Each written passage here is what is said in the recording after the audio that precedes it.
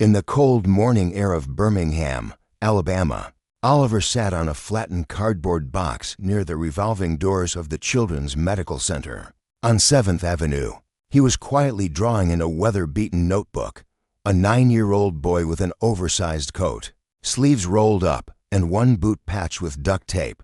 A red knit beanie rested low on his forehead, barely covering his ears. Unlike others rushing in and out of the hospital bundled in scarves and clutching coffee cups, Oliver remained still, watching people come and go. He had been coming most Saturdays. Some hospital staff had initially tried to shoo him away when he first started appearing, but eventually gave up as Oliver caused no trouble. He smiled when spoken to, and when not sketching in his notebook. He simply observed everything around him. Most people assumed he had a parent inside, perhaps a sibling, or was waiting for a ride. In a place like this, few asked too many questions. Across the street, parked by a fire hydrant, a dark silver Range Rover idled. Inside sat Marcus Reed, a man in his late 40s with a sharp jawline and graying temples. His tie was loose, his collar wrinkled. Though his gleaming car betrayed his wealth, he looked exhausted, like a man running out of fuel. In the back seat, a booster chair held his daughter Lily, a 6-year-old with brown curls tucked behind one ear and legs covered by a pink blanket. Her eyes were wide open, but she remained silent. An accident had changed everything. 1 minute she had been climbing trees and racing her cousins in the backyard. The next she was paralyzed from the waist down. Marcus opened the back door, carefully lifted Lily, and carried her toward the entrance. He didn't notice Oliver at first, but Oliver noticed him, how Marcus held his daughter as though she might shatter, how her eyes fixed on the sky, avoiding the building. Oliver stared longer than usual. Then just before they passed, he stood up and called out, "Sir, I can make your daughter walk again." Marcus stopped mid-step, not out of offense or confusion, but because of how the words were delivered, not as a sales pitch or joke, but softly, clearly, and seriously, as if Oliver completely believed what he was saying. Marcus turned, eyes narrowed. "What did you just say?" Oliver didn't flinch. He stepped forward, tucking his notebook under his arm. "I said I can help her walk again." Marcus stared at him, arms tightening around Lily. "That's not funny, kid." "I wasn't joking," Oliver replied, his voice steady without a trace of a smile. Just that same quiet tone, a grown-up kind of stillness in a child's body. Marcus looked down at Oliver's clothes, his taped-up boot, the cracked lenses of the glasses hanging from the boy's shirt collar. This had to be some weird coincidence, maybe even a scam. He turned and walked inside without another word, but couldn't stop thinking about it, the way the boy had spoken, not with hope or doubt, but as if stating a fact. Throughout Lily's appointments, Marcus tried to forget about the encounter as he sat through updates from therapists, neurologists, and specialists who all used the same phrases: managing expectations, long road ahead, miracles take time.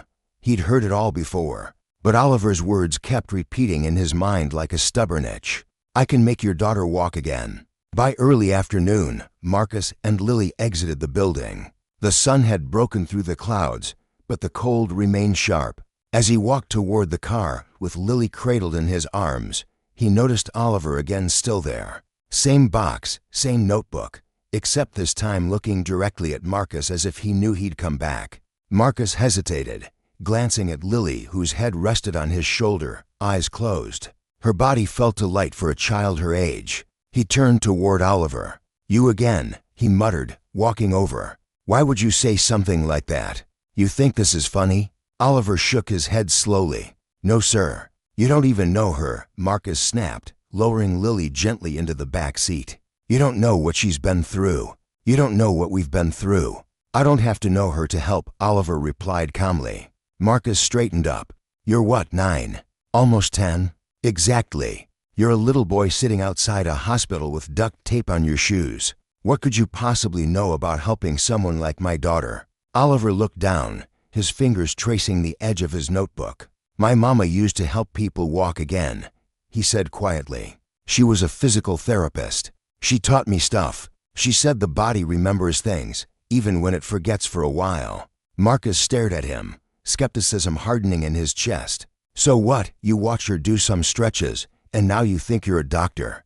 I watched her help a man walk after being in a chair for 5 years, Oliver said, eyes lifting. She didn't have machines or nurses, just her hands, her patience, and faith. Marcus opened his mouth to speak, then stopped. He glanced around. A nurse passed by, giving Oliver a small wave. A janitor from the hospital nodded in the boy's direction. They all seemed to know him. I'm not giving you money, Marcus said firmly. I didn't ask for money. Then what do you want?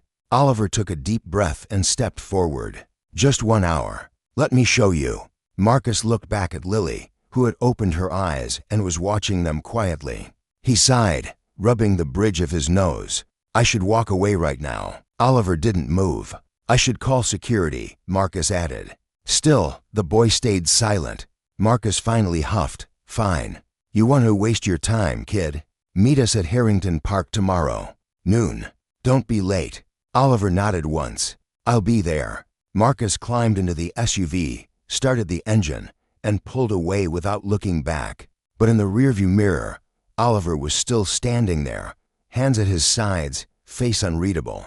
Back at home after dinner, Marcus sat in his home office with papers spread across his desk, none of which made sense. He kept thinking about the way Oliver stood there, like he knew something. Lily poked her head into the room. Daddy. He turned. Yeah, baby. Who was that boy? Marcus paused. Just somebody we met outside the hospital. He looked like he believed it, she said. Believed what? That I could walk. He stared at her, lips parting slightly. She smiled, just barely, and walked her fingers across the armrest of her wheelchair as if they were legs. But Marcus wasn't smiling, because for the first time in a long time, something inside him didn't feel numb, it felt dangerous, like hope. Harrington Park was the kind of place most people passed without a second glance. A cracked basketball court, a few swings with chains that squeaked, and a patch of grass that tried to be a soccer field. On Sundays, it was usually empty, especially around noon, but that day Oliver was already there, sitting on the bench closest to the big oak tree. He wore the same oversized jacket, but his notebook was tucked away. Instead, he had a small gym bag at his feet and a folded towel on the bench beside him. At 12:07, Marcus's SUV pulled up. He didn't say anything at first, just got Lily out, set her gently in her wheelchair, and wheeled her over to where Oliver sat. His arms were crossed tight, like he was already regretting being there. Oliver stood when they arrived. Hi again, he said politely. Marcus gave a stiff nod. Lily waved shyly. Oliver smiled at her. Hi, Lily. Her eyes lit up a little. Hi. Marcus raised an eyebrow.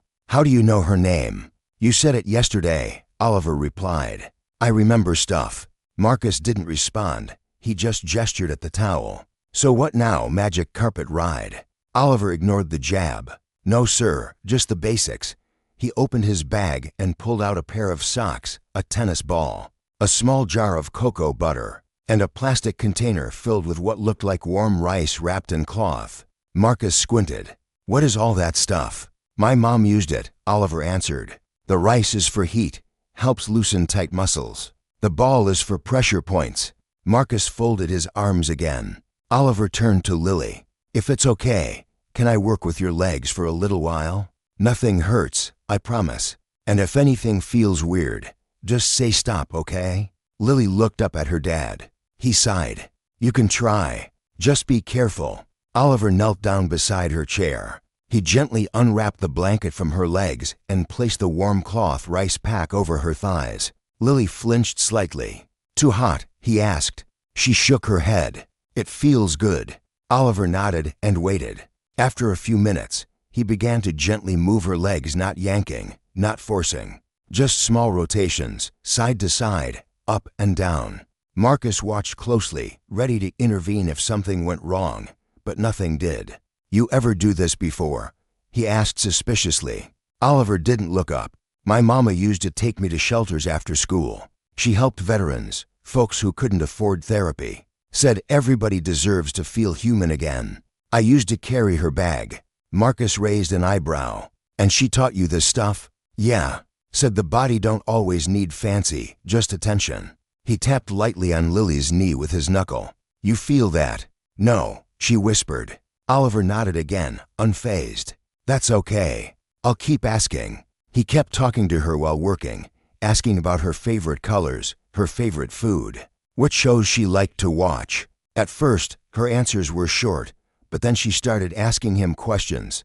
Do you live around here? Kind of. Do you go to school? I used to. Why not anymore? Oliver hesitated. My mom got sick. Then she passed. Been trying to figure things out since. Lily looked down. I'm sorry. Oliver gave her a small smile. Thanks. Marcus's posture softened slightly, but he didn't speak. After about 30 minutes, Oliver gently tapped her ankle again. You feel that? Lily blinked. A little. Like pressure. Oliver looked up at Marcus. That's good. Marcus squinted. She sometimes says that during her regular sessions. Yeah, Oliver replied, but those sessions are inside a room full of machines. Sometimes kids get scared of machines. They tighten up. But here, he gestured to the open park. There's air, trees. Feels different. Marcus didn't say anything, but he was definitely listening now. Oliver helped Lily stretch both legs, then gave her some simple movements to try with her toes just wiggling. She tried. Nothing obvious happened, but she didn't look discouraged. I'll show you again next week, Oliver said, standing up. It takes time, but your muscles, he pointed to her thighs, they still remember how to be used. You just got to remind them. Lily smiled bigger this time. Okay. Marcus cleared his throat. We're not promising anything, he said quickly. Oliver nodded. I'm not either. I'm just trying. Marcus stared at him for a long second. Then without warning, he reached into his coat pocket, pulled out a folded bill, and held it out. Oliver stepped back. No, sir. I don't want your money. Marcus looked surprised. Then why are you doing this? Oliver shrugged. Because your daughter smiled. Marcus looked down at Lily. She was still smiling, but he didn't understand how a boy who had lost everything could give so much to a girl. He barely knew. The following Sunday was warmer, but Oliver still wore his jacket not because he needed it, but because it made him feel like his mom was close. She used to call it his helper's coat.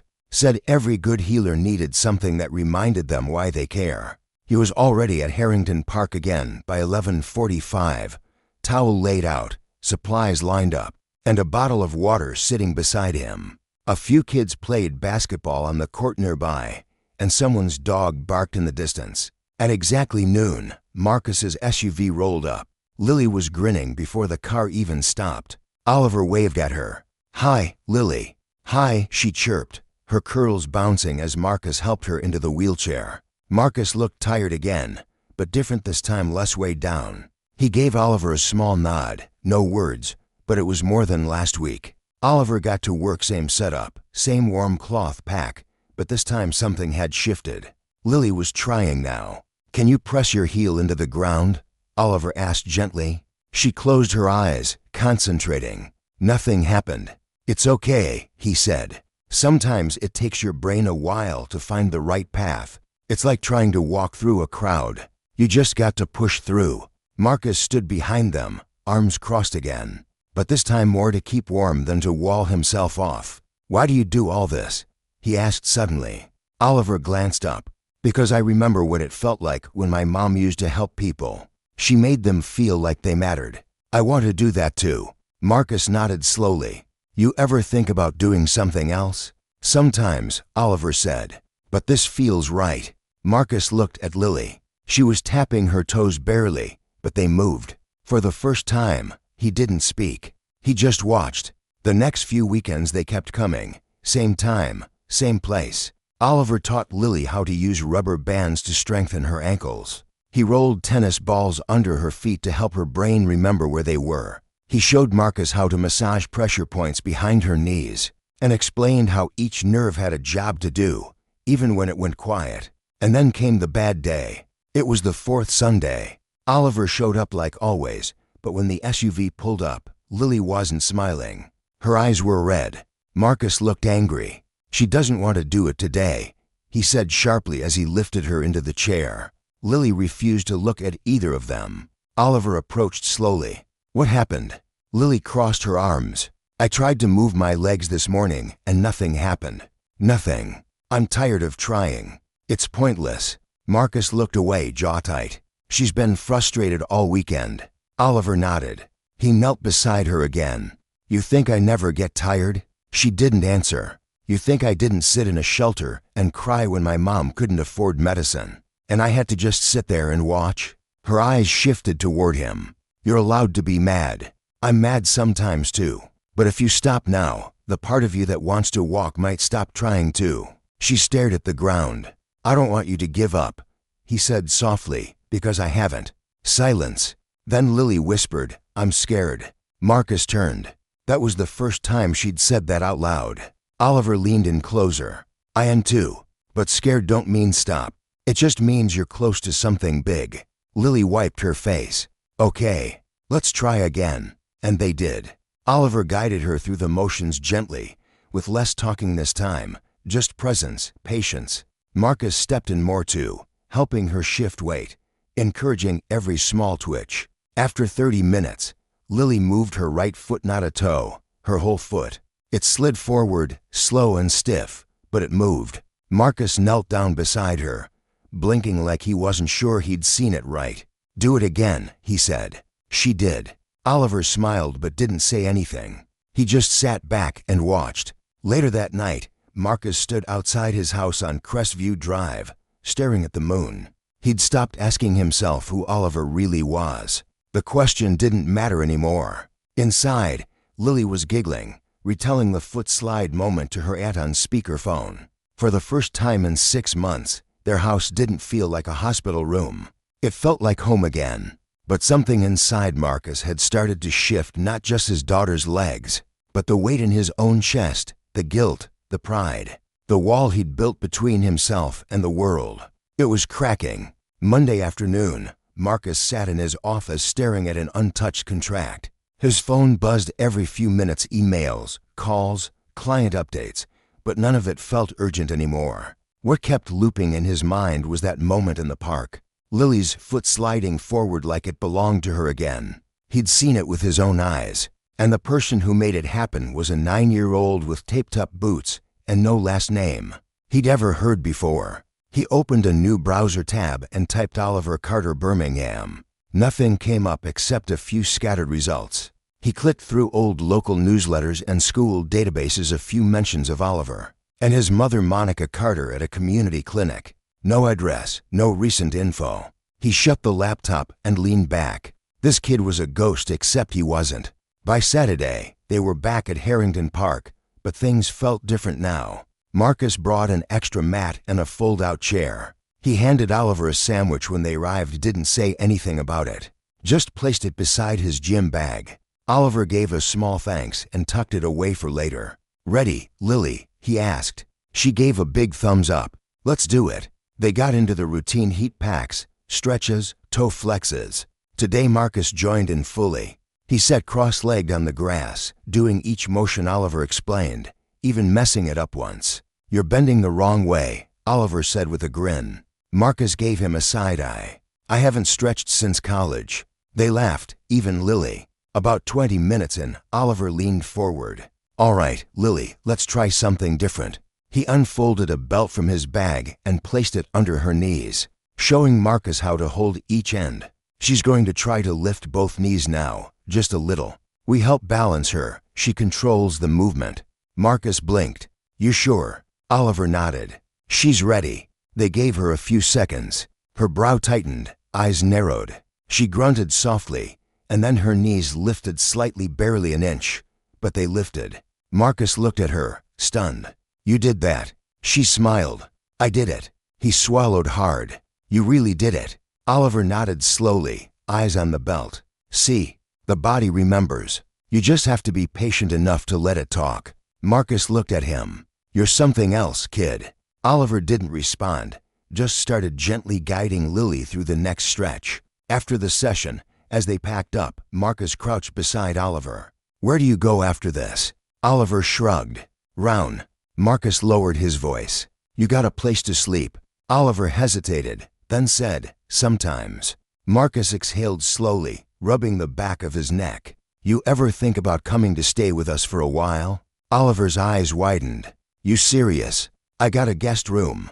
You wouldn't be in the way. Oliver looked down at his hands. You sure your neighbors wouldn't mind a kid like me? Marcus gave a short laugh. Man, after what you've done for my daughter, they'd better not say a word. Oliver didn't answer right away, but Marcus could see the wheels turning. The next morning, Oliver stood outside Marcus's home, backpack slung over one shoulder, a rolled-up blanket tucked under his arm. Marcus opened the door in sweatpants and a coffee mug in hand. Right on time, he said. Lily ran to the front hallway. Oliver. He smiled. Hey, superstar. Marcus stepped aside. Welcome home. The days that followed were quiet but meaningful. Oliver got his own room, a soft bed, clean sheets, and a small desk. He didn't say much, but he never missed a morning stretch with Lily. She was moving both feet now, not walking yet, but the wheels were turning. Her brain was reaching out to her legs like it remembered the connection. One night, as Marcus cleaned dishes, he paused and leaned on the counter. Oliver, he said over his shoulder, you ever think about going back to school? Oliver, who was sketching at the kitchen table, glanced up. Sometimes. Marcus nodded. You're smart. You could go far. Oliver tilted his head. I want to help people walk again, like my mama did. Marcus turned to face him. Then let's figure out how to get you there. Oliver gave a small smile. Okay. They didn't say much more that night. They didn't need to. But for the first time in years, the Reed household wasn't full of silence. It was full of small noises that meant life: footsteps, laughter, scribbles, and healing. It started with a nurse from the Children's Medical Center. She was walking her dog through Harrington Park one Sunday morning and spotted a familiar face, Lily. She hadn't seen her outside her wheelchair in months, let alone smiling, lifting her knees, moving her toes. And standing beside her was the same quiet kid who used to sit by the hospital doors every weekend. She didn't interrupt, just watched from a distance for a while. Then she went home and told her sister, who happened to work in patient services. A few days later, a physical therapist at the hospital mentioned to Marcus, hey, someone told me Lily's improving. That true? Marcus nodded. Yeah, thanks to someone we weren't expecting. Word spread fast. The next time they showed up to Harrington Park, 2 other families were waiting at the bench near the big oak tree. One had a boy who used a walker, the other, a girl recovering from a stroke. Both parents had heard about the kid who helped the Reed girl move her legs again. Oliver looked at Marcus. Marcus looked right back at him. You don't have to, he said quietly. Oliver adjusted the strap on his bag. I want to. He gave up his usual time with Lily that day to work with the 2 new kids. He showed their parents how to use the same towel stretches, how to warm the rice packs just right, how to encourage without pushing too hard. And he talked to the kids, not at them. You're not broken, he told one of them. You're just learning a different way to be strong. Lily watched everything from her wheelchair, her hands folded in her lap. She didn't complain once. Later that afternoon, on the drive home, she said, I like watching him help people. Marcus glanced at her in the rearview mirror. Yeah, it makes me feel like I'm part of something good. He smiled. By the next weekend, 5 families showed up. The week after that, it was 11. A local pastor brought folding chairs. A nearby diner started dropping off bagels and coffee. Somebody printed flyers that read free movement classes, Sundays at noon, Harrington Park. They didn't mention Oliver's name, but everyone knew who it was.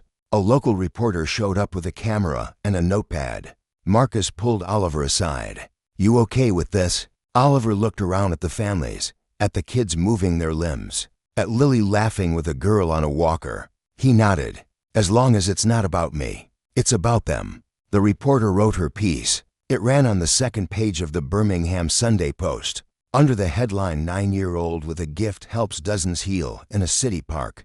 They didn't share his full name, Oliver asked. Them not to, but people found out anyway. A local doctor offered to mentor him. A nonprofit asked if they could fund some equipment. Someone else offered free tutoring. For the first time since his mother passed, people didn't just look at Oliver, they saw him. But Oliver never bragged. He still laid out the towel the same way every Sunday, still used the same duct-taped boots, still checked in with Lily first before helping anyone else.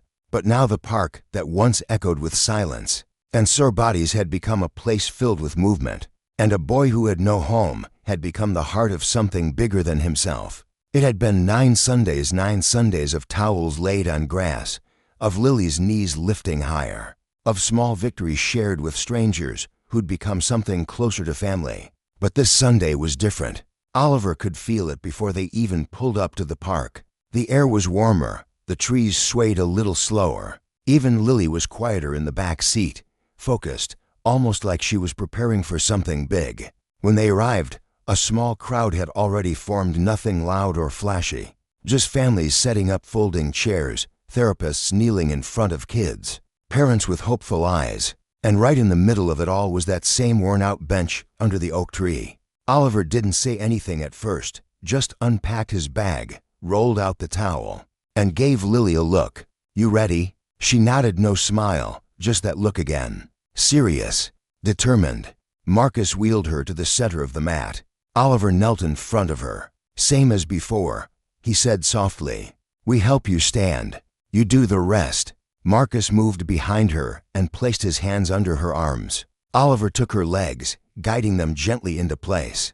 "Okay," Oliver whispered. "On 3. She closed her eyes. 1, 2, 3. Marcus lifted. Oliver steadied her knees. And then she stood. Her legs trembled, her arms shook, but she was up on her own 2 feet. The crowd fell silent. Some kids gasped.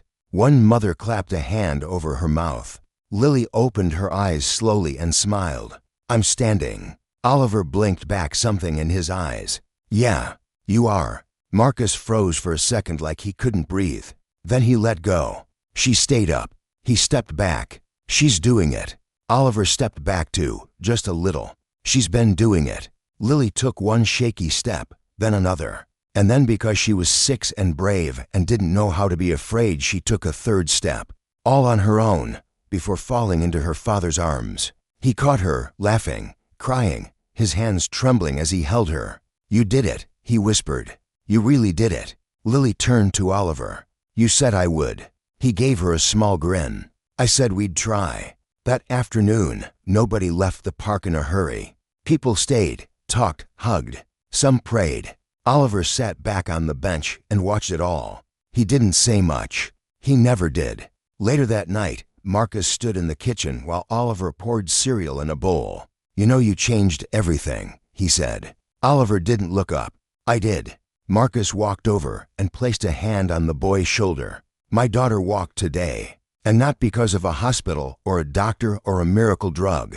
She walked because a kid with nothing decided to show up again and again, even when nobody asked him to." Oliver nodded. "That's what my mom would have done." Marcus's throat tightened. "I wish she could have seen this." "She did," Oliver said softly. "I think she sees everything." Marcus wiped his eyes. "Oliver," he said quietly, "you're going to change a lot of lives." Oliver looked up at him. "I already am. There are people in this world who might not have fancy degrees, shiny resumes, or a perfect past, but they carry something far more valuable: heart, grit, and a reason to keep showing up. Sometimes the most broken people are the ones holding the tools to help others heal. If this story moved you, don't just keep it to yourself, share it. And if you know a kid like Oliver or a girl like Lily, tell them this: you matter. You're needed.